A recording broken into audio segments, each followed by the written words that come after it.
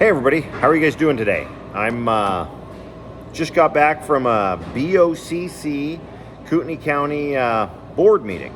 There's a lot going on about the airport, a lot of actions regarding the airport, so I thought I'd give you guys a quick update. My take on what we saw there at the BOCC meeting. We had some new appointees to a airport advisory board. So people got up afterwards and commented, so I thought I'd get on and kind of give you the every man's perspective or woman's perspective of what's going on. So call to order, all of that type of stuff. You guys can look up that the meeting on YouTube. It's on YouTube there, just like this is on YouTube, but we'll cut right to the airport stuff. So the first one was a board approval request to sponsor the certification taxiway North Rehab Airport. It was an action. Stephen Kiergaard was supposed to be there talking about that, answering questions about that. Stephen Kiergaard, the airport manager, was not at this meeting. So we didn't get much answers there. We did have an airport manager, or I'm sorry, an airport representative from the manager's office. Kim was there to answer questions via Skype or telephone or something along those lines. So she was there to answer it. It put up, I guess this is to get it approved so they can request the money. So that got approved without anybody being able to ask about that. So mind you, we're in the middle of a advisory board change because of the new BOCC commissioners, some new people coming into that position. I would have thought that some of this stuff would have gotten put on hold, so we had some more decision power, but it didn't get slowed down. They voted to do that, which it doesn't guarantee the airport that money or doesn't approve it, but it moves the ball a little bit closer to that. The next one was item 27, board approval request, sponsor certificate construction of SRE, so the snow removal equipment building we've heard so much about. A lot of people around the airport affectionately call that the Snow Palace. I think I've heard that. Again, Stephen was supposed to represent that. He was not at the county meeting. So we have these, I think, monthly, if I'm not mistaken, but he was not there to answer really any questions. Kim was there, of course, and it got approved. So what do I think of those? I mean, they're moving the ball forward. If they're going to end up doing all those types of things, it made sense. I think that was the right decision on the county commissioners to do that. The next one was 28, board approval request, sponsor certificate, runway 624 rehab and taxiway Bravo 4 airport action. Again, they approved that, moving forward, kind of that same thing. 29 was the grant application. So it's to construct the snow removal equipment building. Or this is the fourth phase of that, so it's actually the cost of the building, if I'm not mistaken. I don't know what the other fees were prior to that, phase 1, 2, and 3. This is phase 4, was my understanding on this.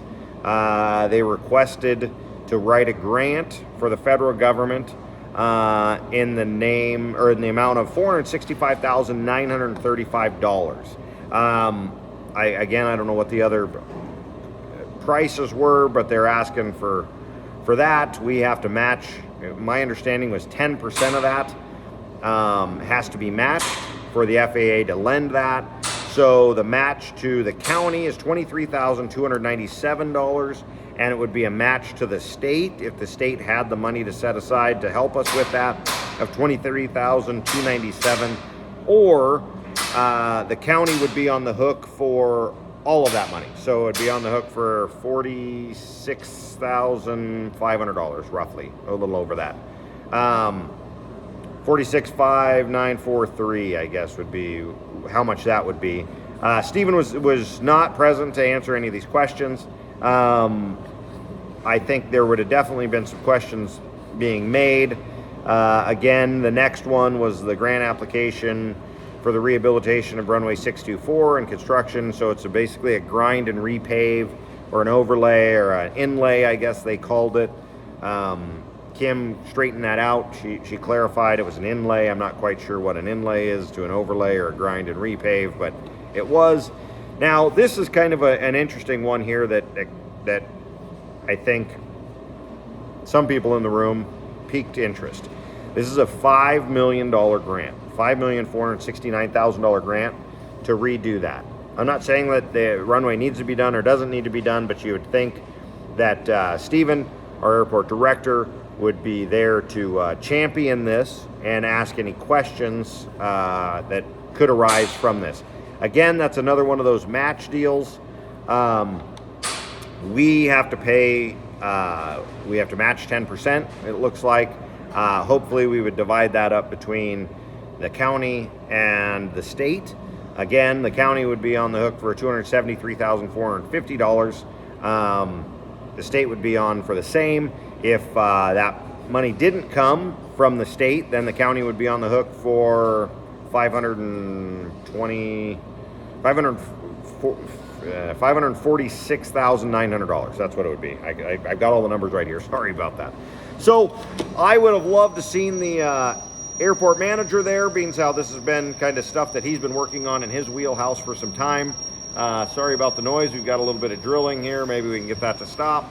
But he's been working on, I would have thought, for this kind of money. I mean, we're talking, you know, over $600,000 in grant, or $6 million in grants for the airport.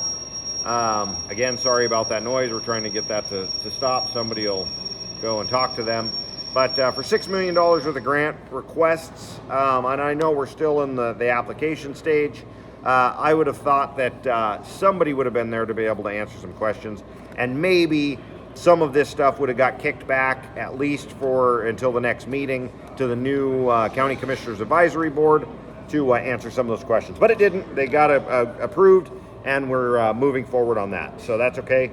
That's what they chose to do. That's why we elect those guys, to make those hard decisions that people like me may look at different, and I'm not smart enough to know that. So at least I'm honest about that. We come down there, we did some more stuff. Now we're getting to the stuff that may interest a lot of us. Now, not that $6 million doesn't interest all of us at the airport, and grants assurances and those types of things, but other things. When the new county commissioners came in, we were asked, I'm not on that board, all of the advisory board people. Now, the advisory board is kind of liaison. There's an airport director, as we call it here at this airport. The airport director deals with the day-to-day operations. They deal with guys like me, a business. Stephen comes over, we sit down, we have coffee, talk about needs that my business needs. He comes in and talks with people as they come through, and end users at the airport as they're having coffee and donuts on Friday mornings, and trying to make the best thing for the airport. No, I'm joking. He doesn't do that. He's been in my building one time. He did come for a meeting that I requested him here, and he was great. Actually, 2 times. I take that back. He came up when the governor came up and spent 4 hours with us. The governor Little came up about our high school program and spent 4 hours here. And he did come over for that, and then he came over one time for an airport meeting that I called. So the 2 times he's been here in a couple years, it's only been twice. Never came over for coffee. Maybe he doesn't like coffee or water.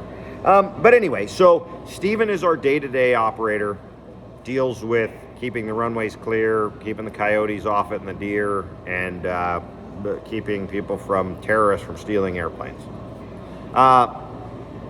Then we have a advisory board, an airport appointed. They're appointed by our commissioners, advisory board. So if Stephen thinks something's a great idea, he would take it up the chain of command. The next step, for anybody that doesn't understand this, a lot of you guys know this, and I'm sorry that I'm reiterating it, but I get asked a lot how this process works. So I thought I'd explain it here as much as I can. So the next step, if Stephen thinks something's great, or I want something, and I apply at Stephen, he would go, and I potentially would go to an advisory board meeting. I would propose my whatever I want to do. Maybe I want to sell fuel. Maybe I want to become an FBO. Maybe I just want to have a private hangar for my Cessna 150. Whatever you want to do, you do that. And they weigh in on it. Now, typically you would want somebody that's going to weigh in on a end use or a somebody that's doing something at this airport to be affiliated with the airport in one way, shape, or form. And that's what that advisory board is meant to be. After the advisory board votes on it, if they vote yes, then at that point in time, it would be recommended to the county commissioners to vote yes or no. It would be proposed there in a BOCC meeting, just like today.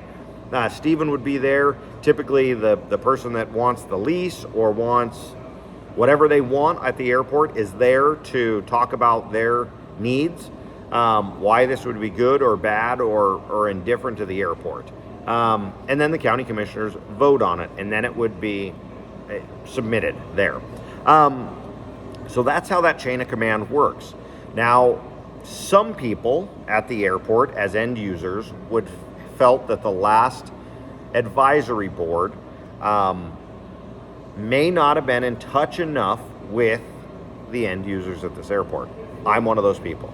I didn't need Stephen to come into my building every so often because he really didn't make day-to-day decisions other than us talking about snow removal or a broken down airplane that he wanted me to pick up off of the runway or things like that, or the ops guys did that. But I would hope that somebody that potentially could make a decision for me and my employees and everybody else, that they would at least know what those businesses and some of those end users are. If you're just coming out in a weekend warrior flying your airplane twice a month and you're at the airport 4 hours, maybe you're not going to meet those advisory board members. But I would think for the businesses and some of the people that are here a lot, those advisory board members would have an understanding of kind of what we've got going on and what we need, what our needs are. And it's not only shops like me that are doing maintenance and flight schools and high school programs and affiliated with everything. It could be, the FBOs on the airport or the fuel providers on the airport or the jet users and all the different types of things. Their decisions affect all of us. Rate increase affects all of us. Lease changes affects all of us. What's the thing we call it? It's the it's our living, breathing minimum standards of this airport affect all of us, not just me, not just anybody, everybody as a whole. So you'd hope that those people are. So sorry, I'm getting long-winded here on that, but I'm really trying to explain to you guys how this works and what to expect out of an advisory board. I've been to advisory board meetings. I've sat on advisory board seats before in other states. And I've done a lot of communicating. We had a little bit different representation here at this airport about those advisory boards and how that worked. So the county commissioners elected to have everybody on that board reapply for their position. And it sounds like they're going to be doing that with a lot of other boards throughout the county, which I think is great. New blood in there. It's kind of like term limits, right? You get new blood in there, you may get a different outlook. So some of them were appointed today. So I'll tell you who these are. So Brian Cleary was appointed today. It looks like he's got a 2-year term. I don't know anything about Brian Cleary. He is not a pilot. I think, if I'm not mistaken, he's a local lawyer. But he applied to be on it. He's a new face and new blood in there, so it'll be interesting to see. I think they were all interviewed. All these people were interviewed, so he must have had some great things to say or been a good candidate, because we got some great county commissioners. All 3 of them are great county commissioners. So I wouldn't think that they're going to appoint somebody that they didn't agree with or didn't line up with kind of the direction they thought the airport should be potentially going. It's going to be on the best, looking at the best interest of that. So congratulations, Brian Cleary, that he went, got elected. The next one was Christopher Nordstrom. Again, I don't know Christopher. I looked him up on the FAA, just like I did with Brian. Does not hold a pilot's license from what I can tell. Looks like he's local. He's pretty. Looks like he does some stuff on social media and things like that, but not a pilot. 2 down. I would love to see some pilots on there personally. I'd like to see end users of the airport, not necessarily me, but definitely end users of the airport. You know, the pilots, the plane owners, the hangar owners, those types of people on here. A lot of people ask how come I didn't apply. I have applied in the past. I've been shot down a lot or never been looked at. But what I would say when I do that is, me being a business owner at this airport, having a fairly large business at this airport, maybe I've got rose-colored glasses on. I don't want my thought process or the things that I think I need or I want to affect anybody else. I don't want to be on a board and just be voting on stuff that I'm interested in. You'd have to take care of voting for everything, but I don't want to vote on just the stuff I want. So I thought, well, this year we've got some big things coming up. I thought I would set this one out. I would definitely, be on the outside, kind of looking in, and I can bring a lot of things up, and I will continue to do that for all of you guys and the airport and the best interest of the airport, big users and small users and all those types of things. But I just felt I would be best on the sidelines and let some of the other end users on there. So having Brian and Christopher on, I think that I'm excited to meet them. I'm excited to see kind of their opinions about aviation. Disappointed that they're not at least pilots, or spending time at the airport. So moving on, Steve Anderson. Steve Anderson is a pilot, an end user of this airport. He's part of the Coeur d'Alene Airport Association. I think there's a couple hundred members of that, of end users of this airport.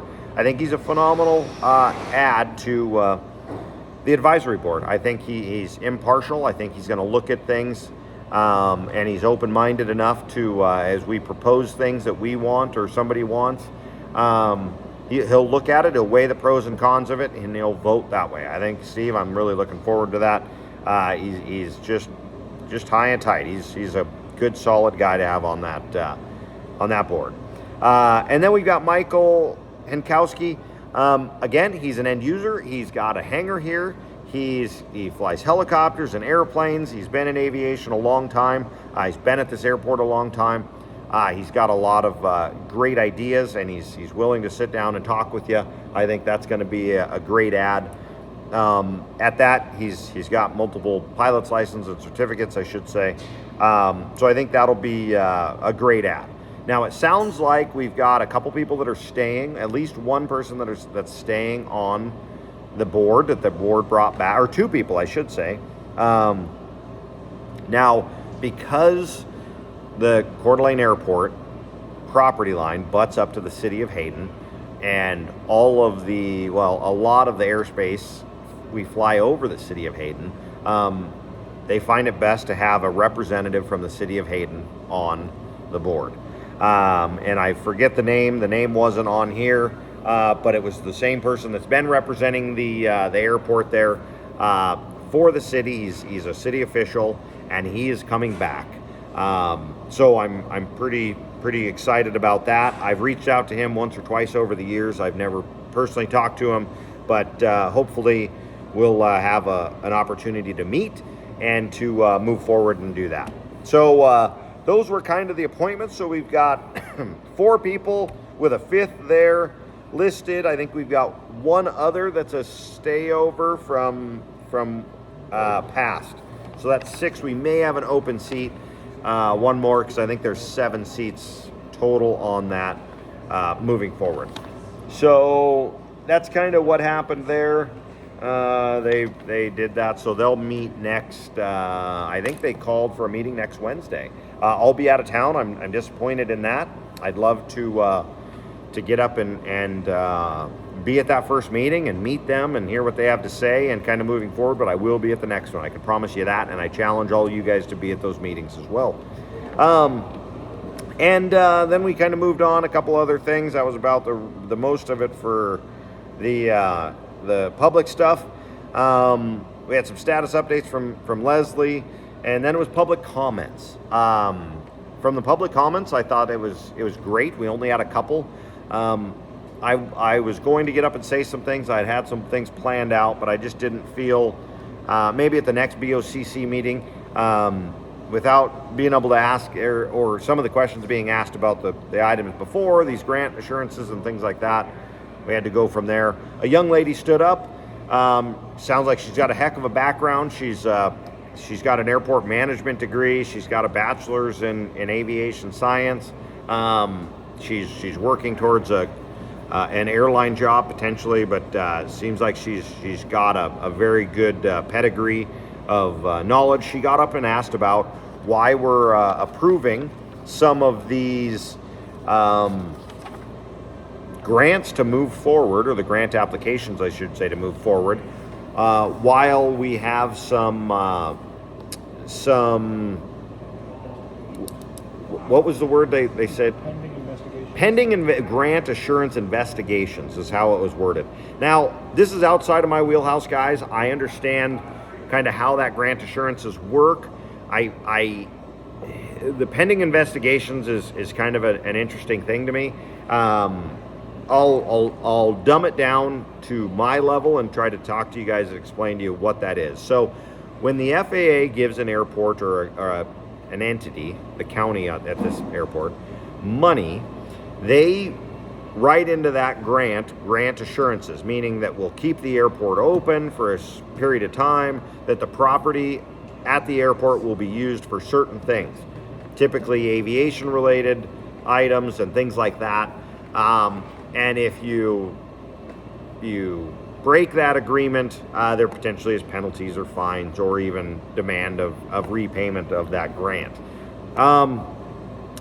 I'm going to dive into and this is speculation, and I'm not 100% sure this is what it is.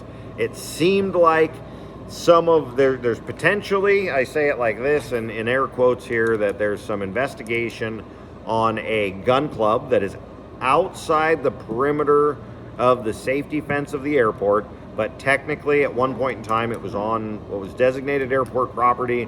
But from my understanding of that property is now it's been changed from airport property. Anyway, it has been there forever. They hold the Governor's Cup. Okay, governors come from all over the country to come here and shoot clay at this gun club. It's outside. They don't bother anybody. They've been there forever. It's a public service. Yes, they've got a very cheap lease rate.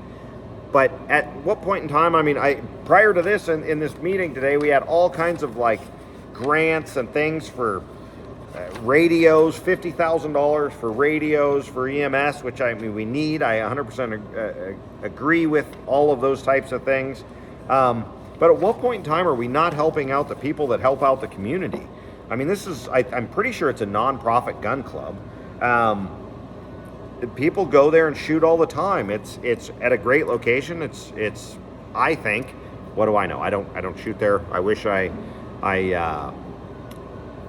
should learn how to do it, but I just don't have time to figure out how to shoot that. But I think it's great. Anyway, so we're supposedly somebody has turned us in anonymously. We all know who most of us think that anonymous person was. This shooting range has been at this airport for eons. It used to be, my understanding of it from old timers is the gun club used to actually be by the beach at Hayden Lake, and they used to shoot clay out into the lake. That changed when they were starting to develop around the lake and the golf clubs, and they came over here, and I've heard that it was in the 40s or 50s when that shooting club moved over here. So all of a sudden these grant assurances that we've signed up for since the inception of that shooting range being here, somebody's turned them in because they're not paying their fair share. Come on, guys, this is ridiculous. But it is what it is. So that's what I understand is going on. There's some investigation onto that. Maybe that's true, maybe that's not. I think we get a lot of misinformation, and this very well could be. I don't want to stir any more misinformation out there. Kind of is what it is. So that young lady brought up, hey, why are you doing that? And she literally asked the commissioners, why are you guys voting for this if potentially we're having problems with these grants? If we're going to get fined or we're going to have to give back some of this money to grants, why are we moving forward until we get some of this stuff resolved? Great question. Absolutely. Young lady, I forget her name. I'd give her credit on here, but I forgot her name. and I did meet her, and I'm horrible with names, anybody that knows me. So we had that. Who else did we have stand up? We had another representative here at the airport.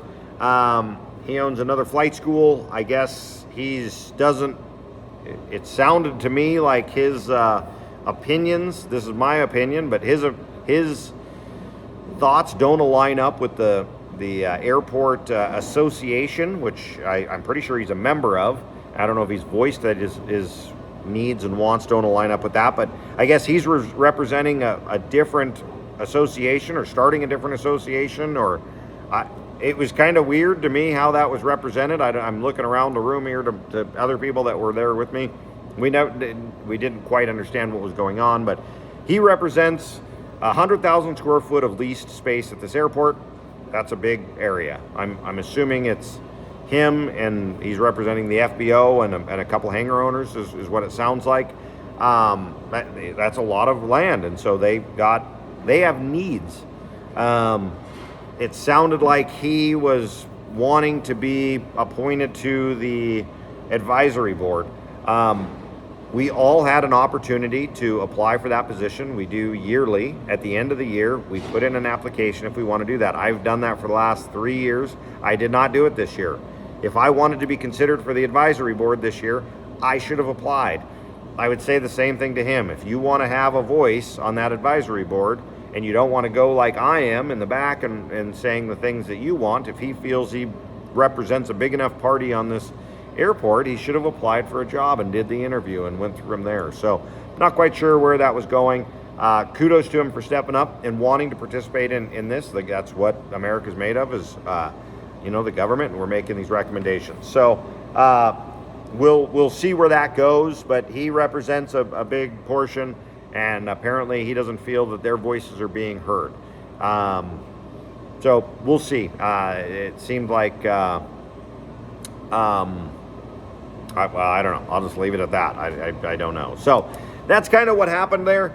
Again, I'm trying to keep them right about 30 minutes. Sorry, that was kind of long-winded talking about these things, but I want to inform you guys of kind of what's going on. Yes, you can go back through the county commissioners meetings, but if you have any questions, and I kind of explain it and dumb it down into ways that I understand it, and then you guys can ask this, and then if you have any questions, you can ask and like and kind of go from there. So thank you very much for listening. If you guys have any questions, you can always stop by. We've always got coffee on. We've always got waters. We've always got sodas.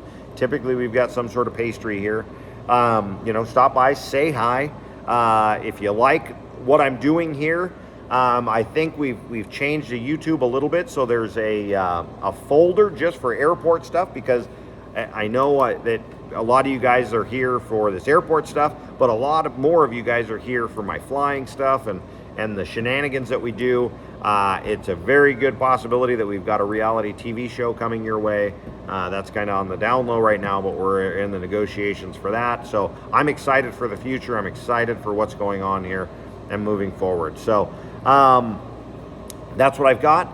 If you guys have any questions or comments, please let us know. Please like and share these if you do. We're going to post it on social media, but if you like them and follow, you'll get these updates as I do them on that, and you'll be able to watch kind of what's going on and ask questions in there. So thank you very much for hanging out with me, and you guys have a great afternoon. Later.